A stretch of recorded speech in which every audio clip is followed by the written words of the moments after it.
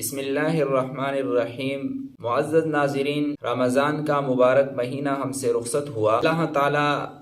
ہمیں رمضان کے ثمرات مکمل طور پر عطا فرمائے۔ مسلمانوں نے جتنی بھی عبادات کی ہے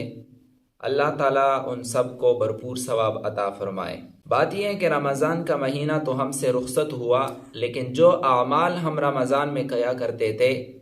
وہ اعمال رخصت نہیں ہوئے، وہ ختم نہیں ہوئے، وہ اعمال ہم پورے سال کر سکتے ہیں اور کرنے چاہیے۔ رمضان کا مقصد بھی یہ ہے کہ انسان اس مہینے میں عبادت کی جو عادت ڈالے، پھر وہ پورے سال اس پر عمل کرے اور وہ عبادات بجا لائے۔ اور شریعت کو بھی وہی عمل زیادہ محبوب ہے کہ جو دائمی ہو۔ تو لہٰذا اگر رمضان میں ہم تلاوت کیا کرتے تھے، اگر ہم نفلی نمازیں پڑھا کرتے تھے اور دیگر نفلی عبادات کیا کرتے تھے تو ہمیں وہ عبادات پورے سال کرنے چاہیے، اس پر مداومت اور ہمیشگی ہمیں اختیار کرنی چاہیے۔ اسی طرح رمضان المبارک کے روزے تو ہمارے اوپر فرض تھے، وہ تو ختم ہوئے، لیکن نفلی روزے رکھنا یہ پورے سال رکھے جا سکتے ہیں،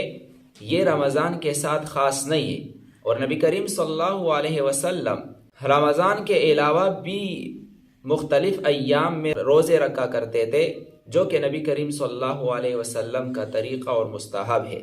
مثال کے طور پر نبی علیہ السلام ایام 20 کے روزے رکھتے تھے،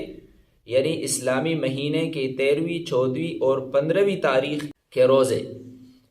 تو یہ بھی ہر مسلمان کو رکھنے چاہیے۔ اور اسی طرح نبی علیہ السلام ہر پیر اور جمعرات کا روزہ بھی رکھا کرتے تھے، تو ہر مسلمان کو ہر پیر اور جمعرات کا روزہ بھی رکھنا چاہیے۔ آپ علیہ السلام نے فرمایا، پیر اور جمعرات کے دن اللہ کے ہاں بندوں کے اعمال پیش ہوتے ہیں، تو میں اس دن روزہ رکھتا ہوں کیونکہ میں اس بات کو پسند کرتا ہوں کہ اللہ کے ہاں میرے اعمال اس حالت میں پیش ہو کہ میں روزے سے ہوں، تو لہٰذا اس کی ہم میں سے ہر ایک کو کوشش کرنی چاہیے۔ اس کے علاوہ نبی کریم صلی اللہ علیہ وسلم نے رمضان المبارک کے بعد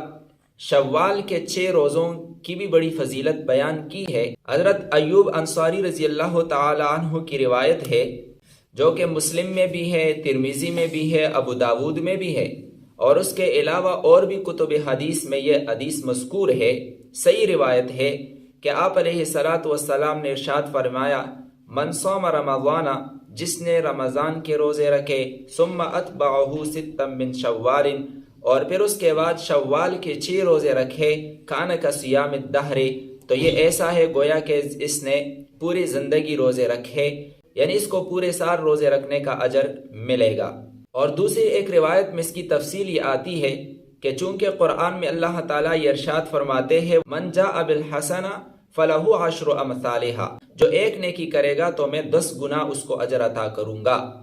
تو روایت میں ہے کہ یہ 36 روزے بنتے ہیں، 30 دن رمضان کے اور 6 دن شوال کے، تو 36 دن ہو گئے، 36 کو 10 کے ساتھ ضرب دو تو یہ بن جاتے 360،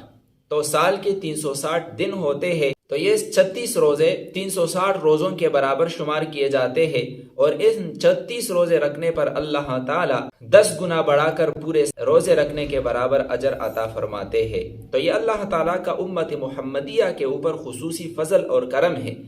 کہ وہ روزے تو رکھے 1 مہینہ اور 6 دن، اور اللہ تعالیٰ پورے روزے رکھنے کا ثواب عطا فرمائے۔ اور علماء لکھتے ہیں کہ شوال کے 6 روزوں کی حیثیت رمضان کے روزوں کے ساتھ ایسی ہے جیسے کہ نفلی نماز کی حیثیت فرض نماز کے ساتھ ہے۔ یعنی آپ نے روایت سنی ہوگی کہ نبی کریم صلی اللہ علیہ وسلم کا ارشاد ہے کہ قیامت والے دن سب سے پہلے جو حساب ہوگا وہ نماز کا ہوگا۔ اگر نماز پوری نکل آئی تو یہ آدمی کامیاب اور بامراد ہوگا، اور اگر فرض نماز میں کچھ کمی کوتاہی نکل آئی تو نفلی نماز سے وہ کمی کوتاہی پوری کر دی جائے گی۔ تو اسی طرح علماء لکھتے ہیں کہ شوال کے یہ 6 روزے یہ رمضان کے روزوں کے لیے یہی حیثیت رکھتے ہیں، یعنی قیامت والے دن جب رمضان کے روزوں کا حساب ہوگا تو اس میں جو کمی کوتاہی ہوئی ہوگی تو یہ جو نفلی روزے رکھے جاتے ہیں اس سے وہ کمی کوتاہی پوری کر دی جائے گی۔ تو اس وجہ سے بھی ہم میں سے ہر ایک کو کوشش کرنی چاہیے کہ ہمارے رمضان المبارک کے روزوں میں جو ہم سے کمی کوتاہیاں ہوئی ہے اس کو بھی پورا کرنے کے لیے اور پورے سال روزہ رکھنے کے اجر پانے کے لیے ہم سب کو بھی شوال کے یہ 6 روزے ضرور رکھنے چاہیے۔